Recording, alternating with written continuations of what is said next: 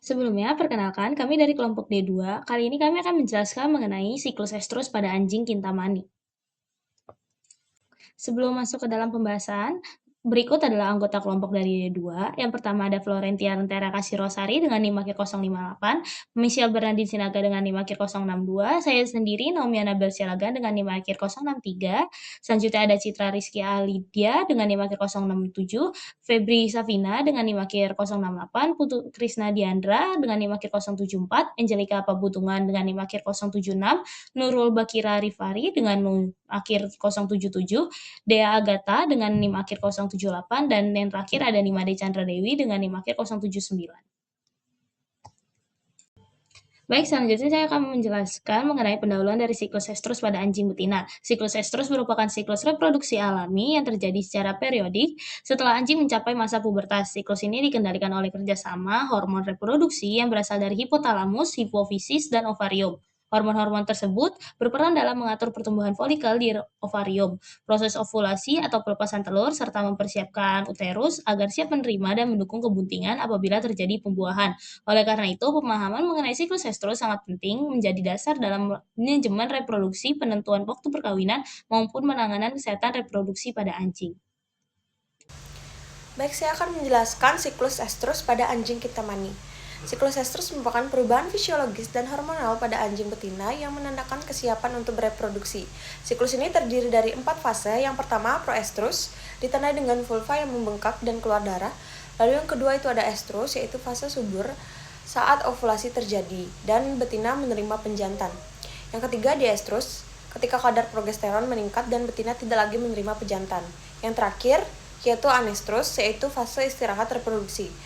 Secara keseluruhan, satu siklus estrus itu berlangsung sekitar 6-7 bulan, sehingga anjing kintamani umumnya mengalami estrus sebanyak 1-2 kali dalam setahun. Hormon yang terlibat dalam siklus estrus anjing yang pertama adalah GnRH.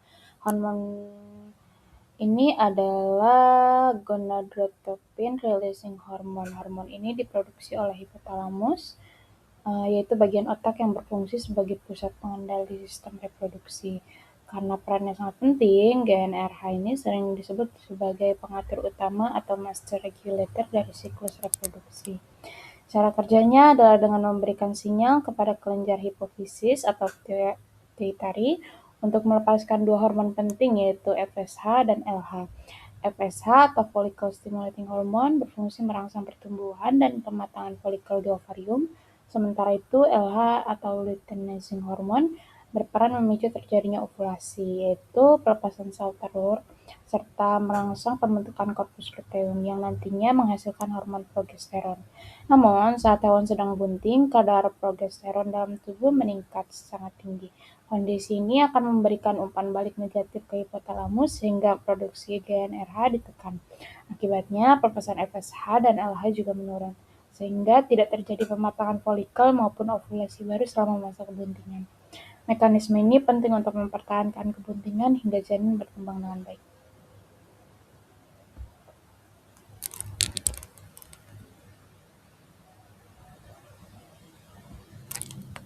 Selanjutnya ada hormon FSH atau follicle stimulating hormone yang merupakan hormon yang diproduksi oleh kelenjar hipofisis anterior sebagai respons terhadap stimulasi hormon GnRH dari hipotalamus. Fungsi utama FSH adalah untuk merangsang pertumbuhan dan pematangan folikel di ovarium. Selama fase proestrus, kadar FSH meningkat sehingga folikel berkembang dan mulai menghasilkan hormon estrogen.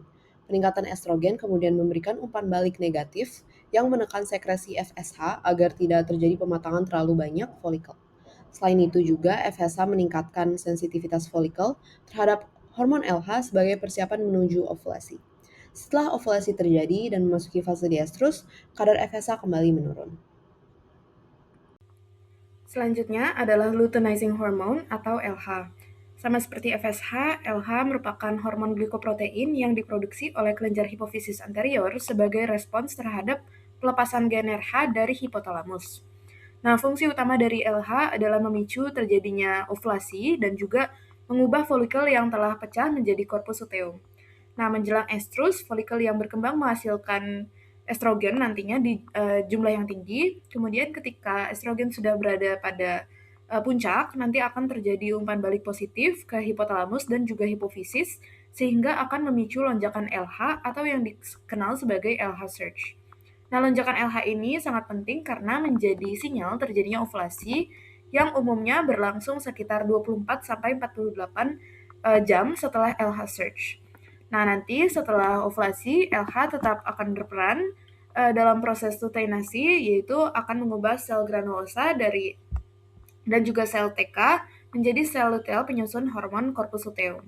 Kemudian, corpus luteum itu nantinya akan menghasilkan hormon progesteron yang berfungsi untuk menyiapkan dan juga mempertahankan kondisi uterus apabila terjadinya kebuntingan.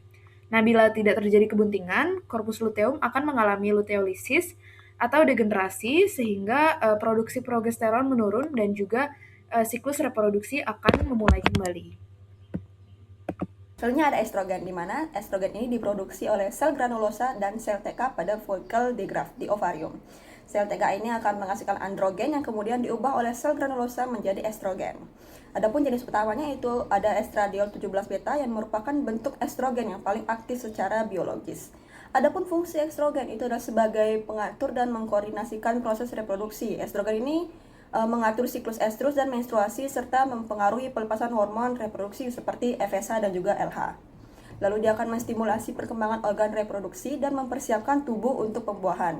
Misalnya merangsang pertumbuhan uterus, tuba uterina, dan pematangan folikel. Lalu dia juga berfungsi untuk menebalkan dinding vagina dan meningkatkan sekresi mukus serviks. Jadi mukus serviks ini menjadi lebih encer sehingga memudahkan pergerakan sperma menuju sel telur.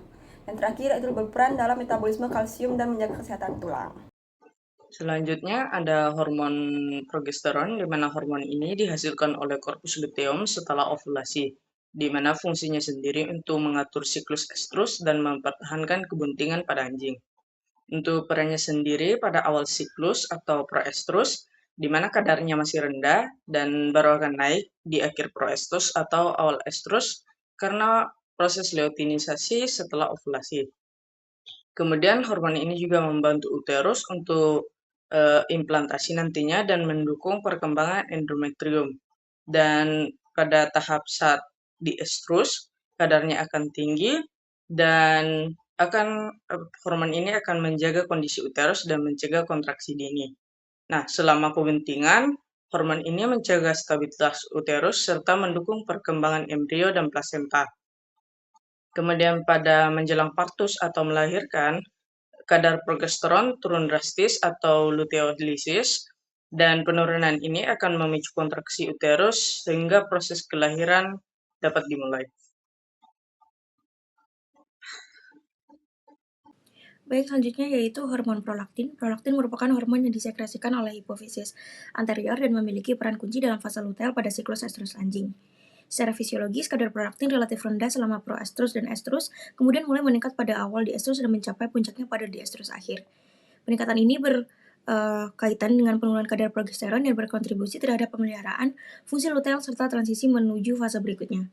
Selanjutnya yaitu peran prolaktin. Yang pertama, sebagai hormon luteotropik utama pada anjing, mempertahankan korpus luteum dan menunjang sekresi progesteron pada diestrus. Regulasi prolaktin dikendalikan oleh dopamin dari hipotalamus yang bersifat inhibitor. Penurunan dopamin akan meningkatkan sekresi prolaktin sehingga mekanisme ini menjadi dasar dalam terapi gangguan reproduksi menggunakan agonis dopamin seperti cabergoline. Mengenai regulasi hormon pada berbagai fase estrus sendiri, jadi ketika fase pertama yaitu proestrus, ini dimulai ketika estrogen atau estradiol 17 beta itu udah diproduksi dan perlahan meningkat. Estrogennya mencapai puncak tepat sebelum terjadi peningkatan LH.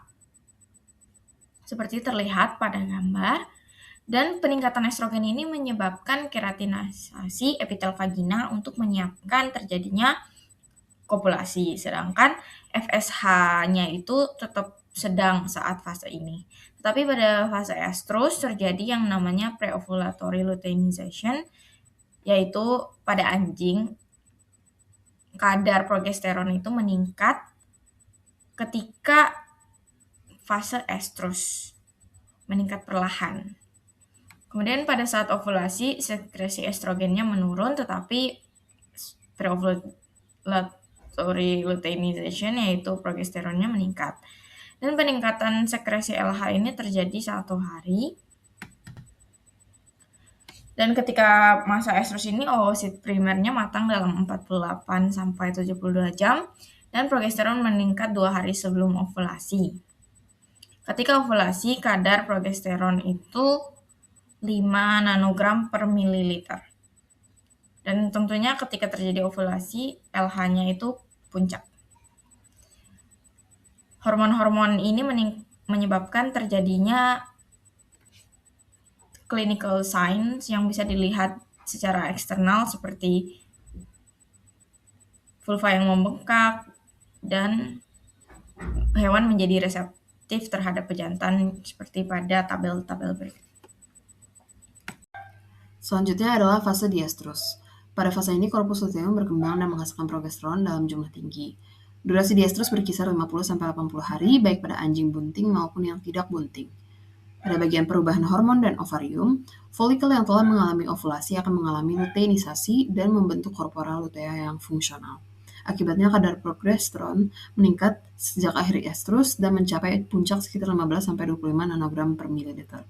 Pada anjing yang tidak bunting, kadar progesteron kemudian menurun secara perlahan dan spontan.